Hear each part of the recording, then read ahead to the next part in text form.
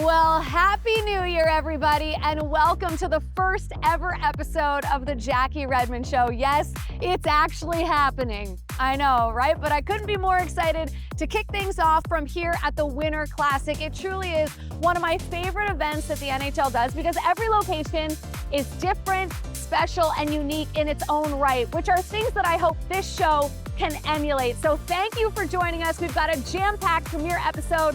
We'll chat with the Golden Knights and the Kraken. We'll take you behind the scenes at this beautiful ballpark, and we might even get to hang out with a Seattle sports legend. Yeah, I'm jacked. Let's rock. Zach Whitecloud, I heard a rumor that you lived somewhere where you could skate home from the outdoor rinks or the ponds or wherever. That's true? Actually, the elementary school I went to, Valley View, was about a block down from where I grew up. So I would obviously walk to school, and then our community rink was right beside the school. So sometimes, obviously, the graders didn't get in the back lanes. So I would go right from the rink, grab my stuff, and just kind of go through the back lane, go home. Wow. Yeah. Okay, so what's the over-under on the amount of money your parents had to spend on skate sharpening? Well, honestly, I probably just played with dull skates. I think that's, okay. That was the downside to it.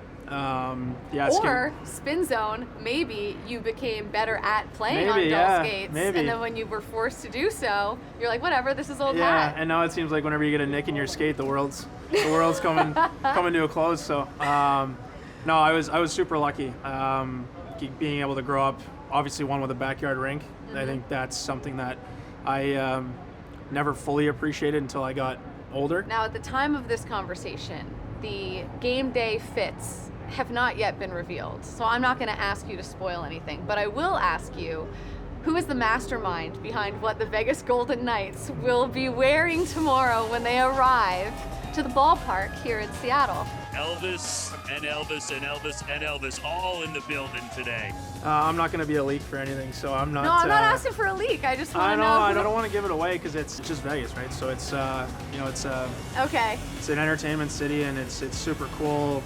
You know, everyone, it's the one place in the world where I think a lot of people just want to go, right, and experience it once. Here you are, you're an NHL pro, you're a Stanley Cup champion, and, 10 years ago, you were never sure you would actually make it just to this point, to play a game in the National. What would you go back and tell yourself at maybe 15, 16, whatever age you were when you weren't making the best teams? Oh, man. Don't stress. A lot of people, for whatever reason, my path specifically, I think a lot of people ask, what was a turning point, or why did the attitude change, or why did this happen, why didn't that happen? And it's honestly because I had zero expectations. And I think when you don't have many expectations, you do things because you love it, whether that's your career that you're starting on university or your job that you're starting out of high school, whatever it is, find something you love and do it, and do it incredibly well, right? Because you love it. And hockey was that for me. I kept playing and playing and playing to win with my friends, to play hockey, to create, lifelong friendships. So it really was a sort of a path of, driven by passion.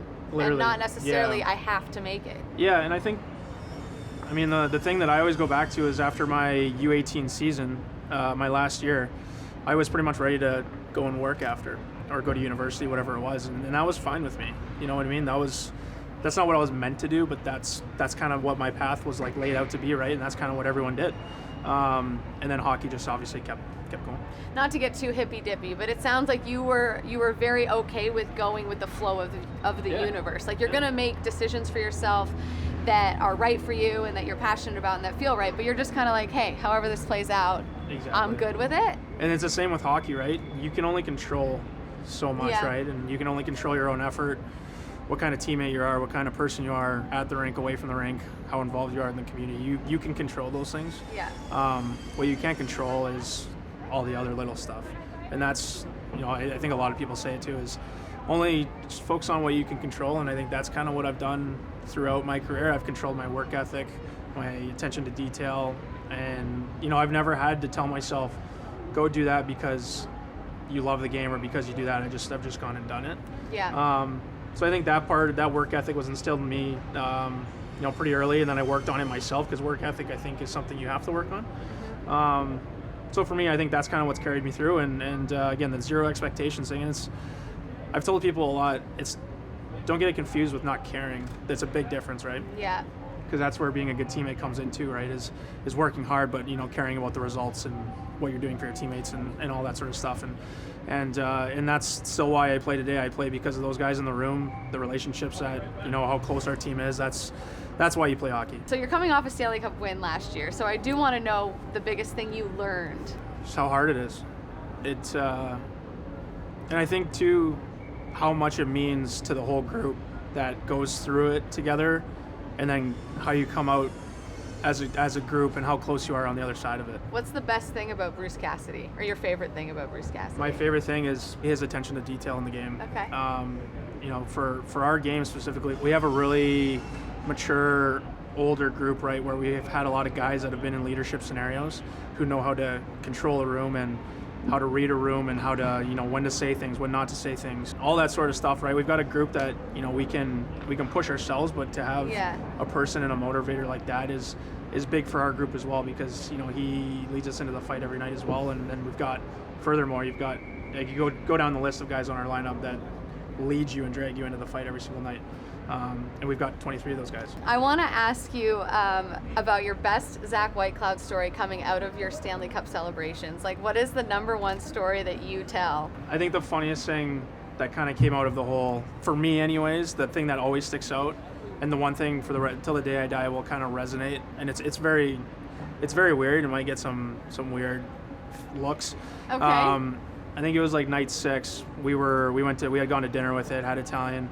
And Jack Eichel played Betty Davis Eyes in the I know the song. In the party bus. Google it, kids. Yeah, and in the party bus, and that was the first time I'd ever heard it. Okay, you're so young. Yeah, I know. And so when I heard that, it was just kind of in a moment where it was like life was like there, right? It was just as high as it could get, and you're just with all these special people that you just spent how much time with and won this amazing trophy, and.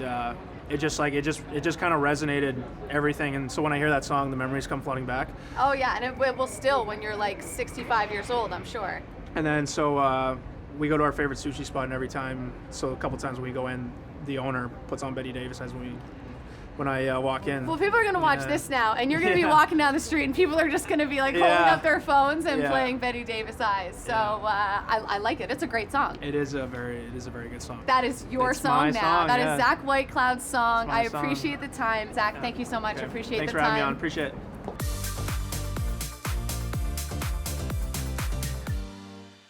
Vince Dunn, welcome to the show. Thanks for hanging out. I love what you've done with the place. Looks good. Yeah, they've done a crazy job with all the details. We were just talking about the ship back there that everyone's talking about, and just adding a little bit of character that relates to the city. So it's super cool for both teams to be a part of this. Something tells me the ship is going to get a lot of action on the gram and on TikTok, so you definitely should check it out. It actually is pretty cool. For sure. I mean, this is a crazy atmosphere. You're playing outside tomorrow. Like, how do you feel about this game? Are you pumped? Who's the most excited guy on the team? Like, what's going on? Give me the lowdown. Yeah, I think just everyone is super excited, and I'm sure both coaches are going to kind of relay the message of just take in the atmosphere and just let the game be itself, and just playing hockey and just bringing back memories as a kid. You're going to be outside playing, so I think a lot of us can relate to that when we were younger, playing on outdoor rinks and things like that. So I think we're just really excited to get out there and get things rolling. Do you have a favorite memory as a kid playing outside? I think probably around Christmas break and New Year's, whenever we were off school, we were always playing out back and on the frozen ponds and outdoor rinks in the backyard. So yeah, it's relatable now. We're doing the same thing at the same time of the year. Now, it has become tradition for teams playing the Winter Classic to don some sort of outfit going into the game. I'm not going to ask you to spill that because this is the day before the game, but I will ask you, who is the mastermind behind the fits that the Kraken will be arriving in tomorrow? Who came up with the ideas? Oh, I actually have no idea. We had a whole outfit planned in the group chat, and it was voted on. Oh, wow. And then we were kind of throwing a curveball, and we're wearing something completely different now. What happened? They didn't come in or I don't something? know. I was out of the loop, but okay, so I'm learning that Vince Dunn is the guy that like gets the information in the chat and shows up, but doesn't necessarily plan the things. Yeah, I'm pretty vocal outside of the chat, but in the chat I kind of just sit back and watch the party. Can you tell us what the old outfits were going to be? They were Nah. No, they're pretty similar. I'm just trying so hard. They were close to like being pretty much the same, just like different colors. And Okay. they're both like very relatable to the city, which is cool. So that's all I can really give. All right, fair enough. If you could describe Seattle Kraken fans in one word, how would you describe them? Loud. You can Okay. probably hear the other stadium beside us rocking already. Yeah. So they're passionate. I think sometimes maybe we get a little too comfortable, and I think they're always going to They be. let you know? Yeah. Okay. They let us know. They have been lately, especially with the season we had last year. Last year, I think the expectations are a little higher, so that's good for us when there's a little bit more pressure in the city. But no, they're great for us. They cheer us on every single night. Even the first year when we were struggling maybe Yeah. a little bit, it was tough for us, but they were there behind us every single night. So that's really special to have a fan base like that every time. So hockey is a new hobby for some people in Seattle. What are your hobbies outside of hockey? Like, what is Vince Dunn doing in his spare time? He's not playing baseball, I don't think. Not playing many sports, and honestly, I think with us being so busy, what I like to do is just cook. Really? Yeah, I love Okay. cooking. Hold the phone. Okay. What is your special? What is the number one thing you like to cook? Well, being out here, probably a lot of seafood. Seafood Okay. pasta. Love Okay. Seafood pasta is probably one of my favorite dishes. So a lot of seafood, but other than that, I'm pretty guilty of being a gamer too. So just more of a Okay. chiller on my downtime, and it's nice to be able to cook for myself, especially being on the road so much. It's sometimes hard to get the food you want to eat. So when I'm here, I just try to just lay low, and especially playing video games, I can play with my friends back home that maybe I don't see too much and talk to them through there. So that's always fun too. What games do you dabble in? Call of Duty, pretty Call much of the big Duty. one Why right is it now. always? Why is it Yes. always COD? It's COD or it's COD. Fortnite? No one calls it. You're like no one calls it COD. Sorry, Jackie. That's Yeah. not a thing. I don't think that's a thing. It is for me. So maybe down the line, would you ever do like a cooking show? Yeah, I think I actually have a Post-play? thing coming out with the team. Is this So a scoop? This is a stay tuned for Okay, for this. so yeah. you'll do like different recipes every I think once in a while? I'm gonna cook with a chef. Yeah, Okay. that's one of the things I'm trying to do in the new year. So yeah. Good luck with that. I love Thanks. that. That's exciting. Yeah, that should be pretty cool. Do you have a for me. favorite seafood? You said you like seafood. Do you have a favorite? Yeah, the crab.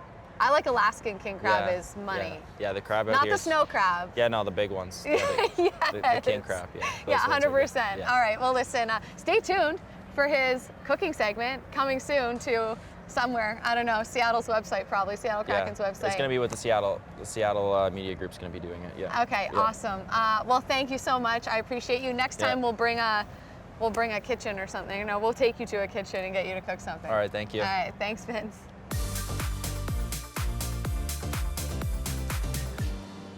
I can hardly believe it, but I am in fact here with Seattle baseball legend Edgar Martinez. Thank you for hanging out with us. We appreciate you coming on the show. Yeah, thank you for having me. Well, we are here. We are at the park. You have seen what it looks like to have a hockey rink in here. What do you think of the place?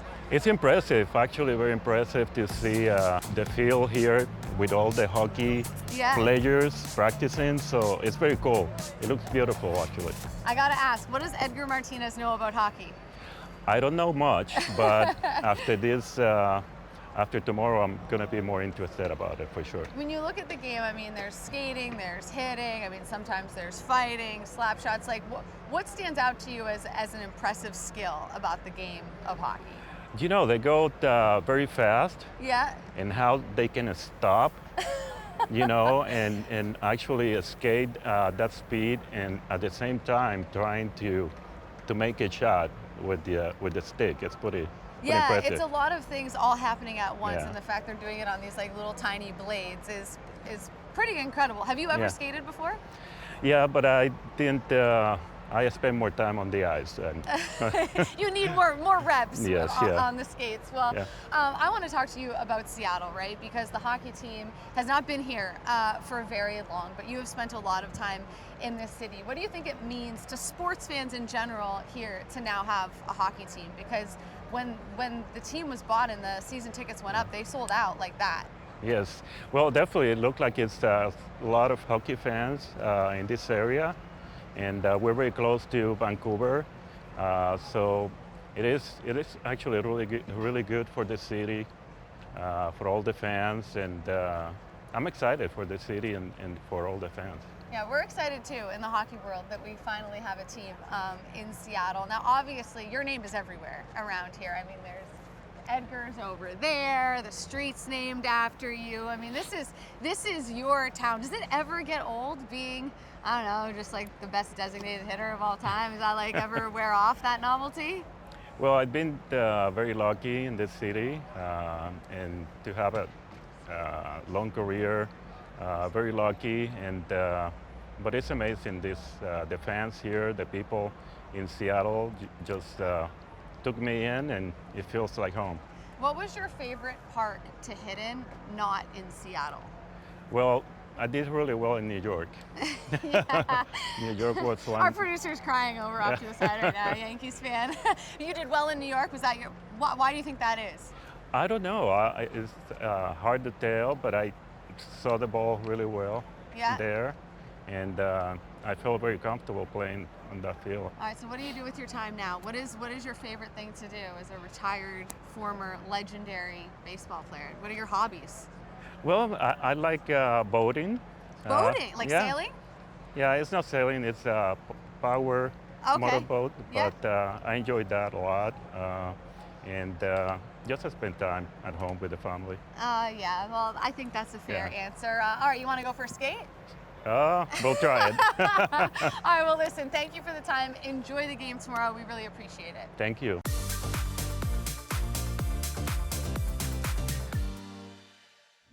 Well, you can't have a Jackie Redmond show without 5 things, right? So here are my 5 burning questions heading into 2024.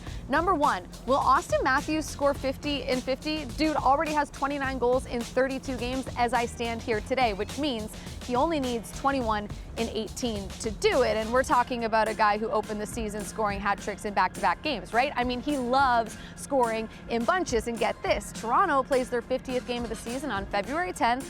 Against the Ottawa Senators. Yes, the same Sens franchise that Matthews scored 4 goals against in his NHL debut. I don't know, it's feeling like a full circle moment written in the stars' destiny type of thing. I've said this before and I'll say it again. I don't always believe in the Toronto Maple Leafs, but I always believe in Auston Matthews. I say he does it. Number 2, can the Oilers make the playoffs and win? Here's the thing, if I learned anything from Kevin Garnett, it's that anything is possible, right? I mean, look no further than the 2019 St. Louis Blues. They were in the basement on January 3rd, and they went on to win the Stanley Cup. Now, like the Oilers, they fired their coach in November, turned it all around, and went on to, just casually make history. But here's the thing, Edmonton has been so much better since the coaching change. In fact, they have a top 5 points percentage since Knoblauch took over, and they have something the Blues didn't. The best player in the world in Connor McDavid. Just one very small, minor difference. The Blues did have a goalie on a heater. Number 3, are the Flyers for real? Well, they have important players back and healthy. Carter Hart is having a resurgent season, and the backup ain't too shabby either. I mean, how many teams can say that? But maybe most importantly, the Flyers are hard to play against, AKA it's the Torts special, baby. They clog up the neutral zone, they force turnovers, and then they make you pay. They've beaten Vegas, LA, Vancouver, and Colorado this season. So you tell me, real or phony? Number 4, who will score the goal of the year? I mean, scoring is up. We've had amazing highlights this season, a goalie goal, a couple of nice Michigans, and who could forget Cooley's goal over in Australia? But we're not even at the All-Star break yet. I say title's still up for grabs. And finally, number 5, will we see Travis Kelce on the ice this season? Maybe he shoots on an NHL goalie. Maybe he learns how to do the Michigan with Connor Bedard. I mean, the possibilities are endless. And I, for one, just hope that maybe one of those things can happen right here on the Jackie Redmond Show. But we are all out of time for this premiere episode. We appreciate you tuning in. Like, comment, subscribe, do all the YouTube things that you're supposed to do. And we will see you next Friday for episode 2.